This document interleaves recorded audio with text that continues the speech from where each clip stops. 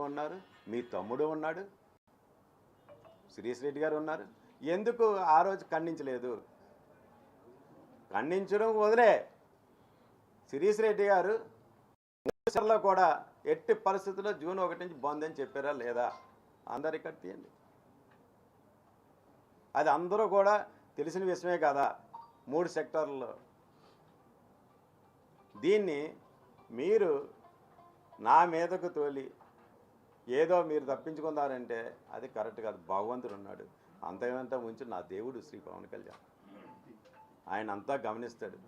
అంత అమాయకులు శిక్ష పెడితే ఒప్పుకోడు, దుర్మార్గులు చండాలం ఏదో అంటారు కదా, మొత్తం తోలు తొక్క తీసి అంతు చూసేస్తాడు నేను, దుర్మార్గులు ఎవరైనా చేశారంటే. ఎందుకంటే నేను పార్టీ పెట్టినప్పటి నుంచి ఉంటున్నాను. పార్టీ పెట్టినప్పటి నుంచి నేను పవన్ కళ్యాణ్ గారి పార్టీ సిద్ధాంతాలు కానీ అది కానీ నేను ఎప్పుడూ అవాయిడ్ చేయలేదు. నాకు నిజంగా చాలా బాగా నా వ్యాపారాలు మానుకుని ఎక్కువ అసలు ఈ మధ్య చూడండి నా థియేటర్లు నాకు ఈ సినిమాలే చేయటం లేదు. నేను వ్యాపారం బాగలేదు, సినిమాలు చేయటం లేదు. అయినా సరే సినిమాలు కూడా ఎలాగుంటున్నాయో మీరు పేయింగ్ కూడా లేవు చాలామంది.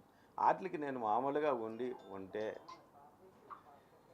మీరు నేనేదో మా పవన్ కళ్యాణ్ గారి భక్తుడిగా నేను ఆయన చేసి కార్యక్రమాలు అన్నీ కూడా సిద్ధాంతాలు కానీ జనాల్లో తీసుకెళ్ళి అన్నీ నేను నా అంతటా నేను మా జన సైనికులు వీర మహిళలు వీళ్ళంతా సహాయ సహకారంతో నేను వెళుతుంటే నన్ను నా రాజకీయ భవిష్యత్తు మీద మీరు ఈ విధంగా మీ జనసేన నేత అని పేరు చెప్పి మీరు ఈ విధంగా నన్ను బ్లేమ్ చేయడం ఎంతవరకు సమంజసం?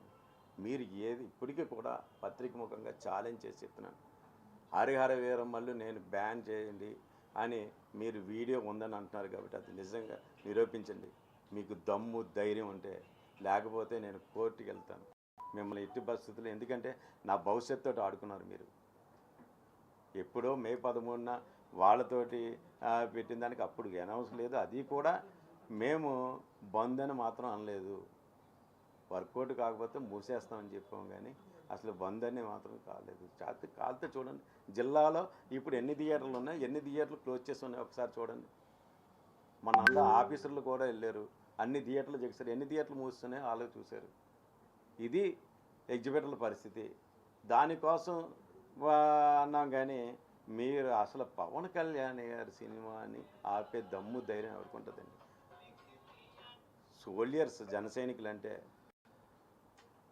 ఎవడు అడ్డొచ్చినా సరే ఒప్పుకోరు. అటువంటిది మీరు ఈ విధంగా చేయడం ఎంతవరకు కరెక్ట్? మీరు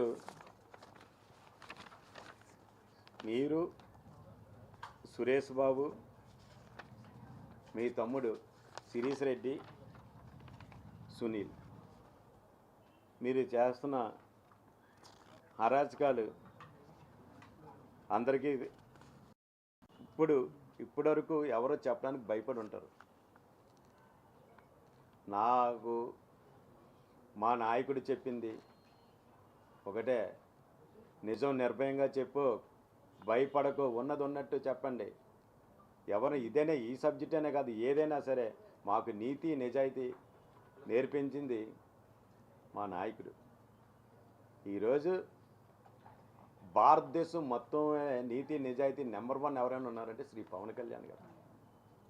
రావాలితే అన్ని సర్వేలు చూసుకోండి, ఆయన నెంబర్ 1 స్థానంలో ఉన్నారు. అటువంటి ఆయనకి నేను మచ్చ తెచ్చి పని చేస్తానా? నా ప్రాణం ఉన్నంత వరకు నేను పవన్ కళ్యాణ్ గారితో ఉంటాను. పవన్ కళ్యాణానికి ఎట్టి పరిస్థితుల్లో ఎవరు ఏ విధంగా చేసి నేను ఒప్పుకోను, క్షమించను కూడా. ఇది నేను అందరికీ ఎదుర్కొంట పత్రికా ముఖంగా అందరికీ కూడా తెలియజేయడం జరిగింది. అసలు ఇప్పుడైనా మీరు ఎంత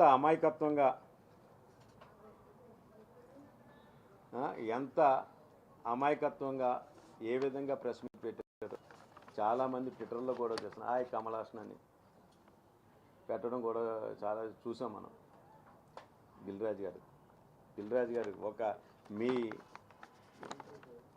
స్వార్థం కోసం మాలాంటి అమాయకుని బలి చేయడానికి ఎట్టి పరిస్థితుల్లో ప్రయత్నం చేయకండి.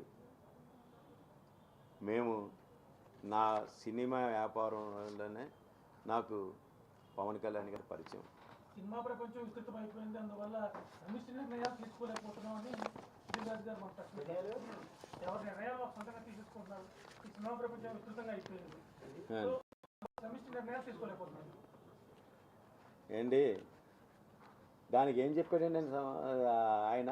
సమిష్టి నిర్ణయాలు తీసుకోకపోతున్నారు. సమిష్టి నిర్ణయాలు ఎప్పుడు తీసుకుంటాడండి? నువ్వు సునీల్ తోటి సురేష్ బాబు తోటి ముగ్గురు కలిసి సమిష్టి నిర్ణయాలు తీసుకుంటారా? అక్కడ సమిష్టి నిర్ణయమా అంటే ఏంటి? స్వార్థం కోసం సమిష్టి నిర్ణయమా? వాళ్ళు ముగ్గురు దానికి అప్పుడు సమిష్టిగా ఉంటారు. ఇది ఇండస్ట్రీ విషయం కదా. ఇండస్ట్రీ వచ్చేటప్పటికి స్వార్థం ఎందుకు అర్థం? ఆయన సినిమా ఏంటి 2024 21 మే నాడు వాళ్ళ తమ్ముడు సునీలు పెట్టిన సంతకాలు జూలై నుంచి అమలు జరుగునని పెట్టింది. గేమ్ చేంజర్ సినిమా నెక్స్ట్ సంక్రాంతికి వస్తున్న సినిమాని రిలీజులు ఉన్నాయని దీన్ని తొంగలో తొక్కింది మాట వాస్తవా కాదా? అప్పుడు ఆలోచన ఎందుకు ఆచరణ పెట్టలేదు? ఇప్పుడు మా వంకన మా మీద నేరం వేస్తే సరిపోద్దని ఆంధ్రప్రదేశ్ ఎగ్జిబిటర్ సెక్టర్ చైర్మన్ని ఫోన్లు చేసి ఒత్తిడి చేసి సురేష్ బాబు మీరును ఛాంబర్లో పెట్టండి, ఛాంబర్కి లెటర్ పెట్టండి అని ఆయన ఇదే విషయం నేను చెప్పింది కాదు. నేనైనా వేళ ప్రత్యేకంగా చెప్పడం కాదు. అందరు సెక్టార్లో కూడా 3 సెక్టార్లో కూడా సురేష్ బాబు దిల్ రాజు గారు ఫోన్ చేశారు అని చెప్పడం జరిగింది. దానికి మీ తమ్ముడు తొడగొట్టే ఆయనే కదా బంద్ అని పెట్టింది. మేము బంద్ అన్న పదం ఎక్కడా లేదా? వర్కౌట్ కావటం లేదు. పర్సంటేజ్ విధానం వేస్తాం, లేకపోతే మూసివేస్తాం. మూసివేయడం అంటే ఎలాగా? ఇప్పుడు చూడండి, అన్ని థియేటర్లు కూడా మూసి ఉన్నాయి, ఈ సినిమాలు లేవు అన్న ఉద్దేశం. అందులోనే ఈ విషయంలో నన్ను టార్గెట్ చేసే దుస్సాహనానికి నిజంగా మీరు చేశారు. మీరు ఎంత స్వార్థపరులో ఇండస్ట్రీలో ఎవరిని కదిపినా దిల్రాజు గారు ఎవరిని కలిపినా చెప్తారు మీకోసం, మీ తమ్ముడి కోసం. వైజాగ్లో మీ మేనేజర్ శ్రీనివాస్ కోసం,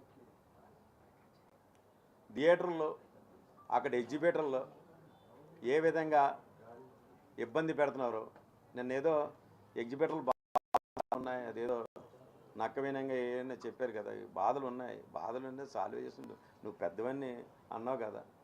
ఎన్ని సంవత్సరాల నుంచి ఎందుకు చేయలేదు? ఎన్ని సంవత్సరాల నుంచి ఉన్నది? ఈరోజు పవన్ కళ్యాణ్ గారు అందులోనూ కూడా డిప్యూటీ సీఎం హోదాలో తోలు తీసేస్తానని ఆ టైప్లో వార్నింగ్ ఇవ్వడంతో మీరు భయపడిపోయి